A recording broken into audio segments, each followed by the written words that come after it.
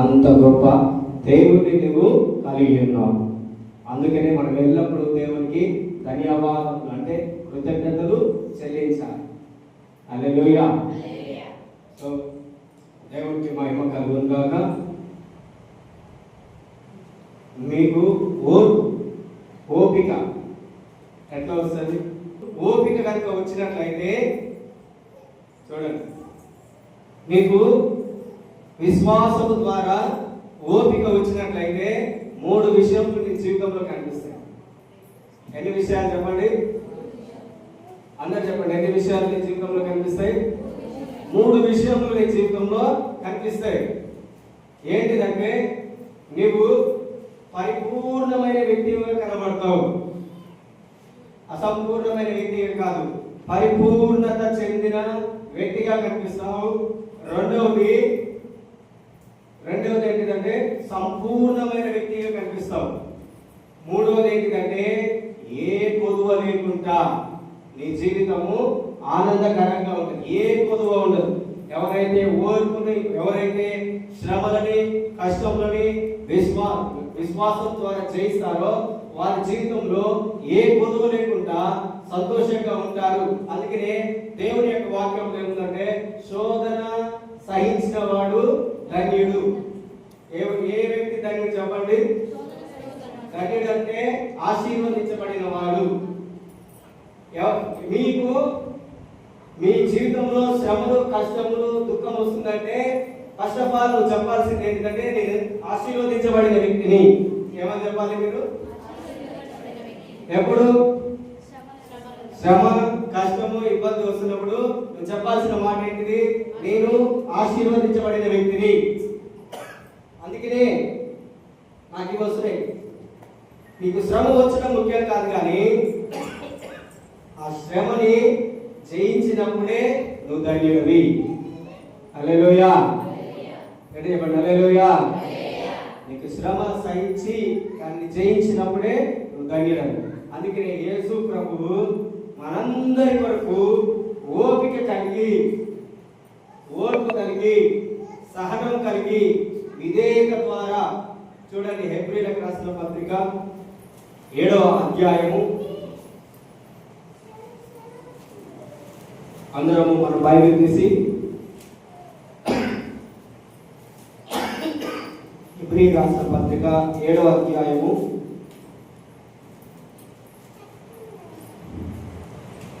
5వ అధ్యాయము 7వ వచనం.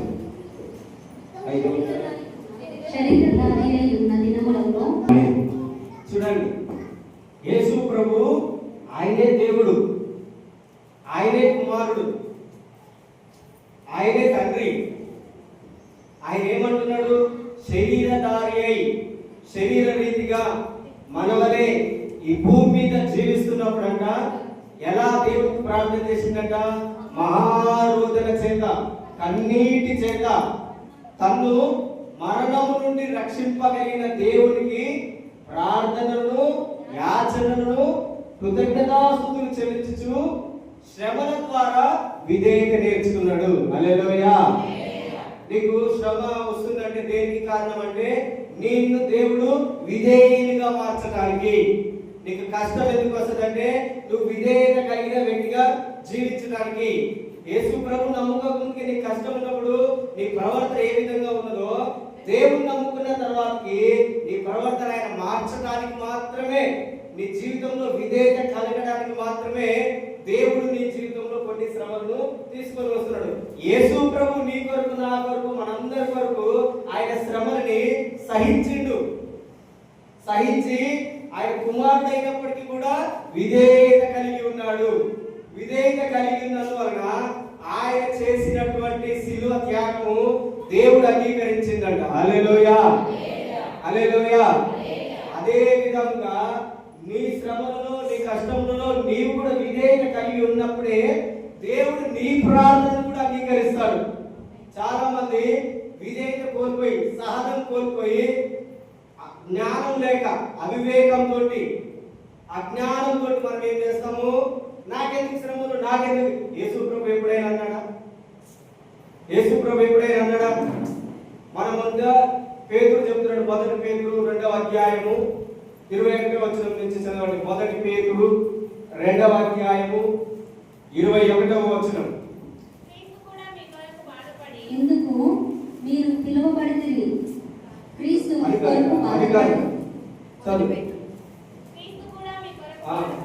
క్రీస్తు కూడా మీ కొరకు బాధపడి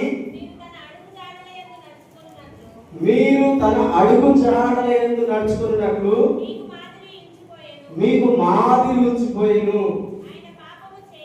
ఆయన పాపము చేయలేదు, ఆయన నోటను ఏ కపటమును కానరాలేదు, ఆయన దూషింపబడి. చూడండి, క్రీస్తు ఎవరి కొరకు శ్రమ పడ్డాడంట? చెప్పండి, ఎవరి కొరకు? అదేమనుంది? అందరూ చెప్పండి, ఎవరి కొరకు శ్రమ పడ్డాడు యేసయ్య? నీ జీవితంలోకి తీసుకోవాలి ఆ మాట. ఎవరి కొరకు యేసయ్య శ్రమ పడ్డాడు? నీ కొరకు శ్రమ పడి ఆయన అంటున్నాడు, ఆయన ఏ పాపం చేయలేదు, ఆయన నోటి నుండి ఏ విధమైన అపవిత్రత రాలేదు, ఆయన దూషింపబడి కూడా బదులు దూషించలేదట. మనలో ఎవరైనా తిడితేనే ఎలా వస్తుంది మనకి కోపం కదా? ఎప్పుడైతే అలా నీ జీవితంలో కనిపిస్తుందో, ఎందుకు యేసయ్య ఈ పునరుద్ధానముని, ఎందుకు ఆయన మృతిని జయించి లేచిందంటే, నువ్వు ఇప్పుడు ఏదైతే ఒకటి దూషిస్తుంటే నువ్వు దూషించలేకపోతున్నావు, నువ్వు ఊరుకోలేకపోతున్నావో, అది ఏంటిదంటే మనలో ఉన్నటువంటి పాత స్వభావము. ఏ స్వభావం చెప్పండి? పాత స్వభావము, ప్రాచీన స్వభావము, సిలువ వేయబడినటువంటి స్వభావము. ఆ స్వభావము నీలో ఉన్నంత కాలము, నీవు సిలువ వేయబడినంత కాలము ఎవరైనా నిన్ను దూషిస్తే వెంటనే తిరిగి నీకు కోపం వస్తుంటది. కానీ యేసు ప్రభు తిరిగి లేచిందని నీ జీవితంలో ఎప్పుడైతే చెప్పుకుంటావో, అప్పుడు నీవు కూడా నూతనమైన వ్యక్తిగా జన్మించడానికి, నీ పాప జీవితం లేదంటే నీ పాత బ్రతుకు లేదంటే నీ పాత వ్యక్తి ఎవరైతే ఉన్నారో వారు యేసుతో పాటు సిలువేయబడ్డారు. నీవు యేసుతో పాటు సిలువేయబడి ఈ రోజు ఈ 3వ దినమున నీవు కూడా యేసు ప్రభుతో పాటు క్రొత్త వ్యక్తిగా, నూతనమైన మనిషిగా యేసు ప్రభులో తిరిగి జన్మిస్తున్నావు. హల్లెలూయా. ఇదే పునరుద్ధానం అంటే. యేసు ప్రభు తిరిగి లేచిందంటే యేసు ప్రభుకు మేలు కాదు. యేసు ప్రభు తిరిగి లేచిందంటే ఆయన మేలు కొరకు జన్మించలే, ఆయన మేలు కొరకు శ్రమలను సహించలేదు, ఆయన మేలు కొరకు కొరడ దెబ్బలు తినలేదు, ఆయన ఏదో పాపం చేసినాడని, ఆయన ఏదో వ్యర్థమైన కార్యం చేసినాడని ఆయన పట్టు తీసుకొని వచ్చి కొరడ దెబ్బలు పట్టలేదు. ఎవరి మేలు కొరకు? మన మేలు కొరకు. మన ఇంట్లో ఒక చిన్న కుమారుడు తప్పు చేస్తే ఎవరు బాధపడతారు? తల్లిదండ్రులు. యేసు ప్రభు నిన్ను ఎలా చూస్తున్నాడంటే ఒక కుమారునిగా, ఒక కుమార్తెగా. హల్లెలూయా. యేసు ప్రభు నిన్ను ఎలా చూస్తున్నాడు చెప్పండి? నువ్వు దేవుని కుమారుడివి, నువ్వు దేవుని యొక్క కుమార్తెవి. ఆయన నిన్ను తన స్థానంలో నిలబెట్టడానికి. చూడండి, ఎఫెసీయులకు రాసిన పత్రిక 2వ అధ్యాయము 1వ వచనం చదవండి. ఎఫెసీయులకు రాసిన పత్రిక మీ అపరాధముల చేతను, 2వ అధ్యాయం 1వ వచనం ఏముంది? మీ అపరాధముల చేతను, పాపముల చేతను మీరు చచ్చిన వారై ఉండగా ఆయన మిమ్మల్ని క్రీస్తుతో కూడా బ్రతికించెను. ఇది తిరిగి లేచింది ఆయన. మనము మన అపరాధముల చేత, మన పాపముల చేత మనం చచ్చిపోయి ఉన్న మనల్ని, ఏ విషయంలో మనం చచ్చిపోయినా చెప్పండి, నా వైపు చూడండి. మనం ఏ విషయంలో చనిపోయినాము? మన యొక్క అపరాధముల చేతను, పాపముల చేతను. ఇది మొదలుకొని దేవుని యొక్క వాక్యం వింటున్న నీవు ఎప్పుడైనా నువ్వు పాపం చేస్తే అప్పుడే నీ యొక్క ఆత్మ చచ్చిపోతుంది, శరీరం కాదు. ఏం చచ్చిపోతుంది చెప్పండి? నీ యొక్క ఆత్మ. దేవుడు నీ శరీరం కొరకు మరణించలేదు, దేవుడు మరణించింది నీ యొక్క ఆత్మని రక్షించడానికి. హల్లెలూయా. మనం తిరిగి బాప్టిజం పొందుకున్నప్పుడు ఏమంటాం? తిరిగి జన్మిస్తున్నారని అంటాం. అవునా కాదా? మన బ్యాప్టిజం తీసుకున్నప్పుడు ఏమంటాం? నేను తిరిగి జన్మిస్తున్నాను. నీలో తిరిగి జన్మించేది ఏంటిది? నీ యొక్క శరీరం కొత్తగా జన్మిస్తుందా? ఏంటిది నీలో తిరిగి జన్మించేది? నీ యొక్క ఆత్మ. చెప్పండి, ఏంటిది నీలో తిరిగి జన్మించేది? ఆత్మ. అందుకనే దేవుడు ఇక్కడ ఏమంటున్నాడు? మీ అపరాధముల చేతులు, మీ పాపముల చేతులు మీరు చచ్చిన వారి ఉండగా దేవుడు క్రీస్తుతో కూడా మిమ్మల్ని బ్రతికించెను. బ్రతికించి ఆయన ఏం చేసిండు? 6వ వచనం చదవండి. అదే ఎఫెసీయులకు రాసిన పత్రిక 2వ అధ్యాయము 6వ వచనం. క్రీస్తు యేసునందు ఆయన మనకు చేసిన ఉపకారము ద్వారా అత్యధికమైన తన కృపా మహాదైశ్వర్యమును బట్టి రాబో యుగములలో కనపరచు నిమిత్తము క్రీస్తు యేసునందు మనలను ఆయనతో కూడా లేపి పరలోకమందు ఆయనతో కూడా కూర్చుండబెట్టెను. ఎక్కడ నిన్ను దేవుడు కూర్చుండబెట్టింది చెప్పండి? అదే చెప్పండి. దేవుడు నిన్ను లేపి ఎక్కడ కూర్చోబెట్టిండు? భూలోకం కాదు, మన లోకము భూలోకం కాదు. అందరికి నా వైపు, మన లోకము భూలోకం కాదు. మనము ఎక్కడ, మన దేవుడు ఎక్కడ కూర్చోబెట్టిండు? చెప్పండి, ఎక్కడ కూర్చోబెట్టిండు? పరలోకంలో. అందుకనే దేవుడు ఏమన్నాడు? నాది ఈ యేసు ప్రభువుని సిలువ వేస్తున్నప్పుడు దేవుడు పిలాతు అన్నాడు. పిలాతు ఏమంటున్నాడు? నీకు శిక్ష విధించే అధికారం ఉంది, శిక్షను తప్పించే అధికారం ఉన్నది అంటే దేవుడు అంటున్నాడు, పరలోకం నుండి నీకు అధికారం ఇవ్వబడితేనే తప్ప ఎవడికి నా మీద అధికారం లేదు. ఏమంటే యేసయ్యకి పరలోకం నుండి ఎవరికైనా అధికారం ఇవ్వబడితేనే. ఇక్కడ నేను దేవుని యొక్క సేవ చేస్తున్నాను.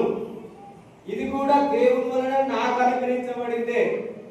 దేవుడు నాకు అనుగ్రహిస్తేనే ఈ పరిచర్యను చేయగలుగుతాం. దేవుడు ఒక వ్యక్తికి ఏదైనా ఒకటి అనుగ్రహిస్తేనే. దేవుని యొక్క వాక్యంలో ఉంటది. యాకోబు పత్రిక 1వ అధ్యాయం 17వ వచనంలో చదవండి. యాకోబు పత్రిక 1వ అధ్యాయము 17వ వచనం. యాకోబు పత్రిక 1వ అధ్యాయము 17వ వచనం. శ్రేష్టమైన ప్రతి ఈవియు సంపూర్ణమైన ప్రతి వరమును పర సంబంధమైనదై జ్యోతిర్మయుడు ఎక్కడి నుంచి వస్తాయి? తండ్రి యొక్క నుంచి. ప్రతి మంచి ఈవి నీ జీవితంలో ప్రతి మంచి శ్రేష్టమైన ఈవి అంటే ఈవి అంటే ఏంటిది? నీకు ఈ భూలోకంలో ఏదైతే మంచిగా అనుభవిస్తున్నావో అదంతా కూడా దేవుడు నిన్ను ప్రేమించిస్తున్నాడు అన్నమాట. రెండవది ఏంటిది? ప్రతి వరము, గిఫ్ట్స్, వరములు దేవుని యొక్క పరిచర్యలో వరములన్నీ కూడా ఏ వ్యక్తి సొంతం కాదు. అవన్నీ ఎవరి? దేవుని యొక్క కృప ఎవరికైతే ఉంటుందో వారి జీవితంలో ఇవన్నీ కనిపిస్తాయి. ఎప్పుడైతే యేసు ప్రభు ఇవన్నీ కనిపించాలంటే నువ్వేం చేయాలి? నేను కూడా యేసు ప్రభుతో పాటు తిరిగి పరలోకమందు కూర్చున్నాను అనే మనస్సు నీకుంటే చాలు. ఎక్కడ కూర్చున్నావు నువ్వు? చెప్పండి, ఎక్కడ కూర్చున్నారు మీరు? పరలోకమందు, భూలోకమందు కాదు. మన యొక్క పౌరస్థితి, పౌలు అంటాడు మన యొక్క పౌరస్థితి భూలోక సంబంధమైనది కాదు, పరలోక సంబంధమైనది. అంటే పౌరస్థితి అంటే ఏంటిది? ఈ మనకి ఇప్పుడు అందరికి ఆధార్ కార్డు ఇస్తున్నారు కదా, ఈ ఆధార్ కార్డు ఏంటిది? భారతదేశంలో ఉన్న వ్యక్తికి ఈ ఆధార్ కార్డు చెందది. అదే విధంగా యేసు తిరిగి లేచిన ద్వారా మనందరికి పరలోకములో జీవించే హక్కుని యేసయ్య కల్పించిండు. హల్లెలూయా. ఇప్పుడు కొంతమంది అమెరికాకి వెళ్తారు, 5 సంవత్సరాలు కాగానే వాళ్ళకి ఏమిస్తారు? గ్రీన్ కార్డ్ అని ఇస్తారు. అంటే అర్థం ఏంటిది? వాళ్ళు అక్కడ ఉండడానికి అర్హులు. అదే విధంగా నువ్వు ఇక్కడ జీవించినప్పుడు పరలోకంలో దేవునితో పాటు కూర్చోవాలంటే ఈ భూలోకంలో జీవించిన విధానాలను బట్టి జీవిస్తే అనిపిస్తే నువ్వు పరలోకంలో యేసు ప్రభుతో కూర్చో. దేవుడు చెప్పినట్టు, ఆయన వాక్యం చెప్పినట్టు, ఆయన ఎందుకు నీ కొరకు మృతి చెందిందో, ఎందుకొరకు ఆయన వేసిందో ఆ విషయం నీకు తెలిసినప్పుడే. ఇక్కడ నేను 5 సంవత్సరాలు అమెరికాలో ఉంటానంటే నా గురించి ఆ యొక్క దేశానికి సంపూర్ణంగా తెలియాలి. అదేవిధంగా యేసు ప్రభు గురించి నువ్వు సంపూర్ణంగా తెలుసుకోవాలి. అదేవిధంగా యేసుకు ఇంతకుముందుగా మనం పాట పాడాం, ఆయనకు మనం కూర్చుంటే తెలుసు, లేచి ఉండటం తెలుసు, నువ్వేం చేస్తున్నావో ఆయనకు తెలుసు. అందుకనే దేవుడు ఏమంటున్నాడు, నువ్వు పుట్టక ముందుకే నువ్వు ఏ పాపం చేస్తావో ఆయనకు తెలుసు, నువ్వు ఏ తప్పు చేస్తావో ఆయనకు తెలుసు. కనుకనే దేవుడు ఏమంటాడు, మీ అపరాధముల చేతను, మీ పాపముల చేతను మీరు చచ్చిన వారు ఉండగా ఆయన మనల్ని క్రీస్తుతో పాటు లేపిండు. హల్లెలూయా, హల్లెలూయా. ఇది మీరు గుర్తు పెట్టుకోండి. మనం ఇప్పుడు కొద్ది 5 నిమిషాలు 28వ అధ్యాయము 2వ వచనం చదువుతాం. ఇదిగో ప్రభువు దూత పరలోకం నుండి దిగివచ్చి రాయి పొర్లించి దాని మీద కూర్చుండెను. అప్పుడు మహాభూకంపము కలిగెను. ఆ దూత స్వరూపము మెరుపు వలె ఉండెను. అతని వస్త్రము హిమమంత తెల్లగా ఉండెను. చూడండి, పరలోకము నుండి ఒక దూత వచ్చిందట. ఏ రోజు? యేసు ప్రభు 3వ దినంలో తిరిగి లేవడానికి ముందు పరలోకం నుండి ఒక దూత వచ్చి, ఆ దూత ఏం చేసింది? రాయి పొర్లించింది. రాయి పొర్లించిన వెంటనే ఏం కలిగింది? మహాభూకంపం వచ్చింది. చిన్న భూకంపానికి ఎలా అయిపోతాం మనం? భయపడిపోతాం. కానీ యేసు ప్రభు లేచినప్పుడు ఎలాంటి భూకంపం వచ్చింది? మహాభూకంపం వచ్చింది. ఆ దూత స్వరూపం ఎలా ఉందంట? తెల్లని వస్త్రం వచ్చింది.